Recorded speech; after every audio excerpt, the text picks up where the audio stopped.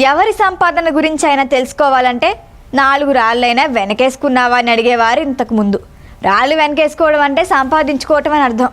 అయితే ఆ రాళ్ళు మన శరీరంలో ఉంటే మాత్రం అది మన ప్రాణానికే ప్రమాదం. నేరుగా ప్రాణం తీయదు, అలాగని మనల్ని బతకనీదు. బతికుండగానే నరకం చూపిస్తుంది రాయి. ఆ రాయి గురించి ఈరోజు విపులంగా తెలుసుకుందాం.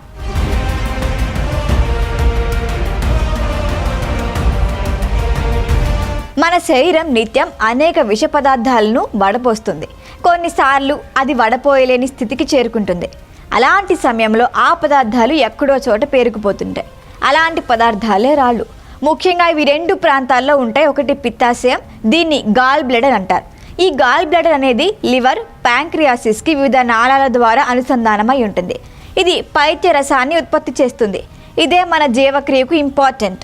ఈ పైత్యరసంతో పాటు కొన్నిసార్లు రాళ్ళు కూడా తయారవుతాయి.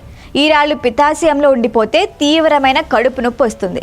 కొన్నిసార్లు పైకి ఎలాంటి లక్షణాలు కనిపించవు.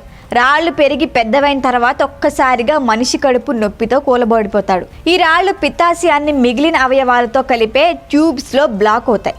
అప్పుడే అసలు సమస్య మొదలవుతుంది. పిత్తాశయం నుంచి పైత్యరసం విడుదలవ్వదు, అక్కడే పేరుకుపోతుంది. అది వాయటం వల్ల ఇన్ఫెక్షన్ వస్తుంది. ఈ ఇన్ఫెక్షన్తో గాల్ బ్లాడర్, లివర్, ప్యాంక్రియాస్లో సమస్యలు మొదలవుతాయి. ఈ పైత్యరసం పేరుకుపోయి రక్తంలో కలిస్తే పచ్చకామెరలు వస్తాయి.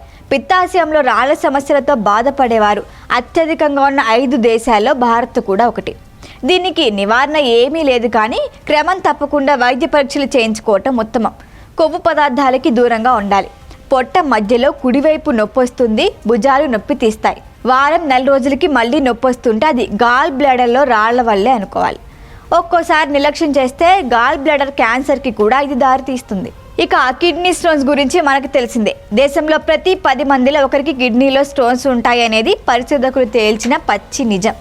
ఇవి 1 మిల్లీమీటర్ కంటే చిన్నవిగా ఉంటాయి, లేదా 1 సెంటీమీటర్ కంటే పెద్దవిగా ఉంటాయి. కిడ్నీ స్టోన్స్కి ప్రధాన కారణం సరిగ్గా నీరు తాగకపోవటం, కొన్ని రకాల మందుల్ని విపరీతంగా వాడటం, అధిక బరువు వల్ల కూడా ఇవి ఏర్పడతాయి. పొట్ట, నడుం దగ్గర నొప్పి వస్తూ పోతుంటే వైద్యుల్ని సంప్రదించాలి.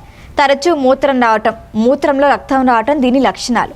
దీనికి నివారణ ఒక్కటే, ఎక్కువ నీరు తాగాలి, సిట్రస్ ఫ్రూట్స్ తినాలి.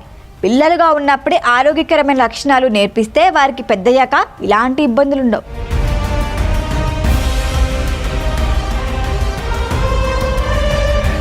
ఈ వీడియో కనుక మీకు నచ్చినట్టయితే లైక్ చేయండి, షేర్ చేయండి, సబ్స్క్రైబ్ చేయండి. అలాగే పక్కనే ఉన్న బెల్ ఐకాన్ని క్లిక్ చేయండి.